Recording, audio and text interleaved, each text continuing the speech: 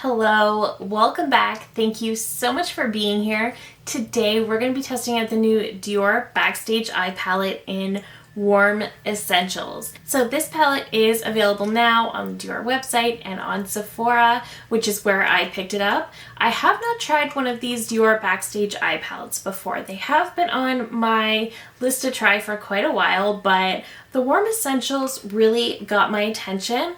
This is not to be confused with the original Warm Neutrals, which is 001. This one is 003.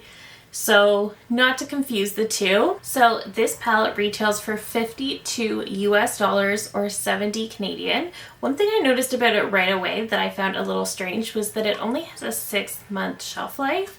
And it is made in France. I just found the 6-month shelf life very short for a very expensive eye palette. So I thought that was interesting, but let's look at some swatches. So going right to left in the palette, we have Ivory, which is a satin finish, Peach Gold, which is also a satin, Warm Tan, which is a matte, Tangerine, which is a shimmer, Poppy Coral is a shimmer, Brick Orange is a matte, Warm Bronze is a shimmer, Redwood is a matte, and Dark Brown is a matte. And I think I forgot to show you before I actually did the swatches, but this is what the palette looks like. So it is very, very pretty. You don't get a mirror with these. You do just get the 9 shades, and then we do have some of these more pops of color right in the middle. However, I noticed the shimmers in this palette really aren't that shimmery. They don't really pack much of a punch, which I think is interesting. So I'm going to zoom you in. We will create 2 different eye looks with this palette, and then I will share some comparisons and then my final thoughts. I always feel like I look so strange when I have everything done except my eyes. I feel so out of place. So let's start with the shade Warm Tan. I feel like this will serve as my transition shade in a lot of the looks I create with this palette. So I'm going to start with this eye. I do just have concealer on my lid. To the touch, the mattes were very, very buttery, but it did feel like a very thin formula. But that's actually a really, really nice transition. I think I'm going to go into Brick Orange next. These deeper shades are surprisingly pigmented. I really wasn't expecting that, but I feel like it's blending out very, very easily on the lid, which makes me really happy. I think I'm going to pick up Poppy Coral, and that actually looks very pigmented on the brush as well.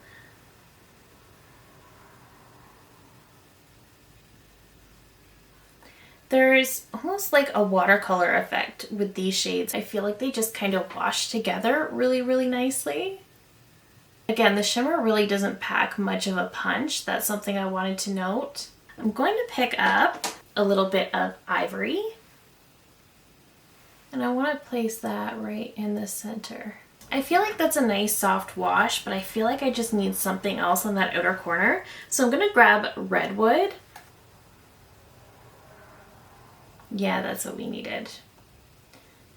It just really didn't feel very balanced to me. Yeah, that's exactly what we needed. I like that much, much better after having added that darker shade to the outer corner. It just kind of balanced everything. These kind of felt almost like a watercolor situation in that when you first pick them up and put them down, the pigment is quite deep, but then they just sort of blend out and melt into one another. This definitely looks very, very smooth on the eye, but again, I feel like they're all just sort of blending into one another, which can both be a good and a not so good thing. I am just going to grab a little bit of Ivory and put it on this inner corner. Okay, let me pop on some mascara. I'll show you the finished look number 1, and I will come back to show you look number 2. Okay, so this is the finished look number 1. It's okay. Like I said, I really just felt like these were performing like watercolors almost, which I think is fine and to be expected given that this is such a thin formula. I don't particularly love the look. I don't love this particular pink coral on my eyes, but otherwise I think it's fine. Let's hop into look number 2. I am going to stick with a more brown look on this one. I'm going to go into Warm Tan again to start. I just thought that was such a beautiful transition.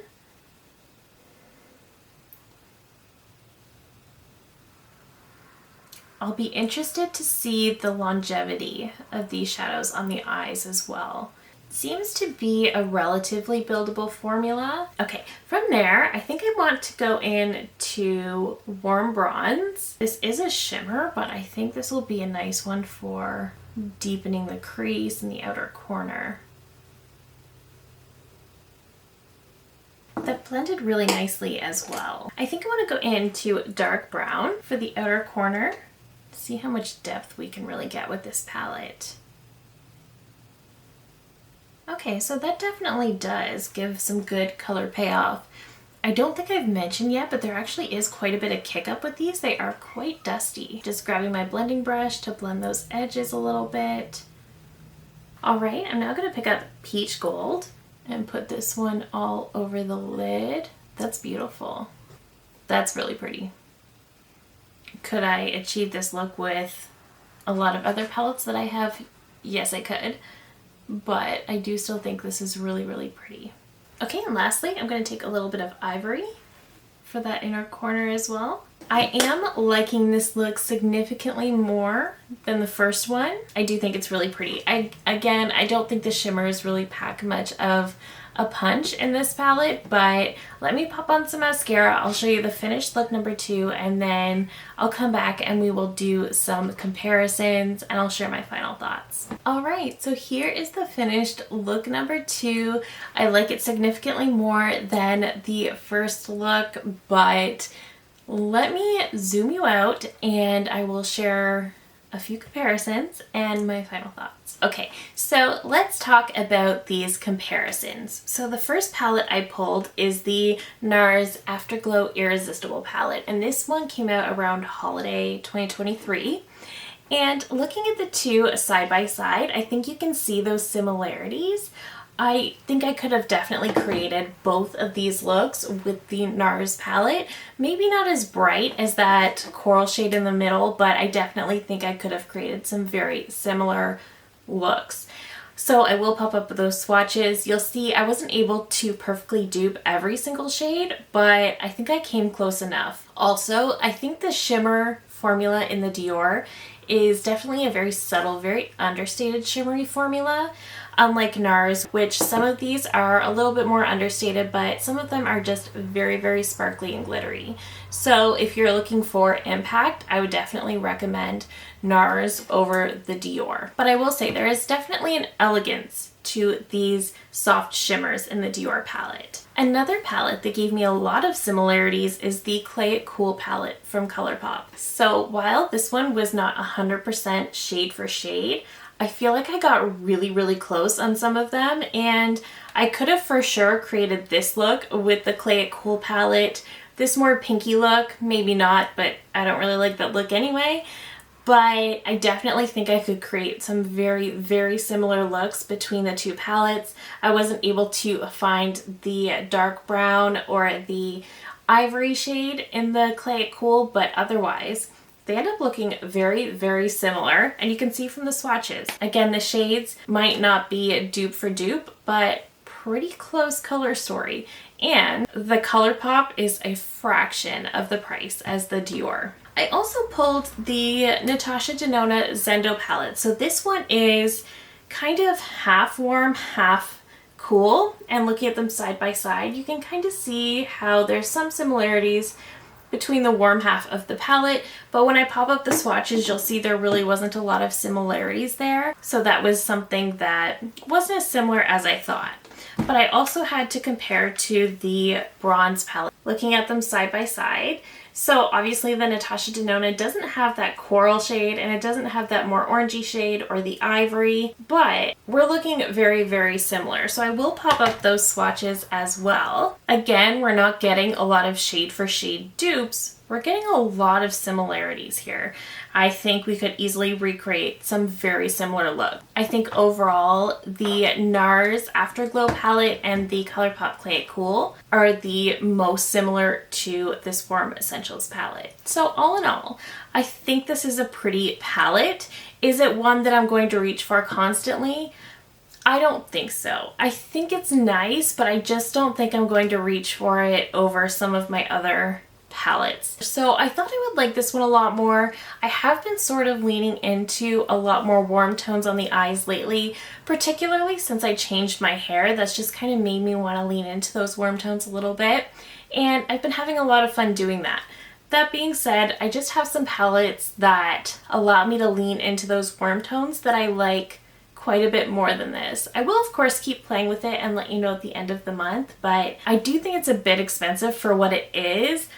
I do love Dior, and that's why I wanted to try this one out and review it. And like I said, I've been getting into those more warm tones recently. I think though, if you have the ColourPop, if you have NARS, if you have anything from NARS really, but if you have the NARS palette or the Natasha Denona Bronze, I think you could safely skip this one and not feel like you're missing out. I think the quality is good, and I think the quality is definitely very unique to Dior. I really don't think I have any palettes in my collection that are a similar formula to this. Again, I feel like it is a little bit more of a thin formula. The mattes almost seem to have like a watercolor effect in the way that they all sort of blend together so easily. And the shimmers are definitely a unique, understated type formula. So if all of those things are what you're looking for in an eyeshadow palette, you might really, really like the Dior palettes, but that's not necessarily what I'm always looking for. Sometimes, but not always. So for me, this palette is okay. I'm much more excited about the new Natasha Denona palette. I typically love everything from Dior, but of course I will keep trying this one out and let you know. It could be at the end of June that I absolutely love this palette and haven't put it down, but we will see. So that is it for me today. Please let me know all of your thoughts down below. I just love hearing from you guys so much. If you're new here, I hope you will consider subscribing before you go. I do upload new videos every single week. Thank you again so very much for watching, and I will see you in my next one. Bye!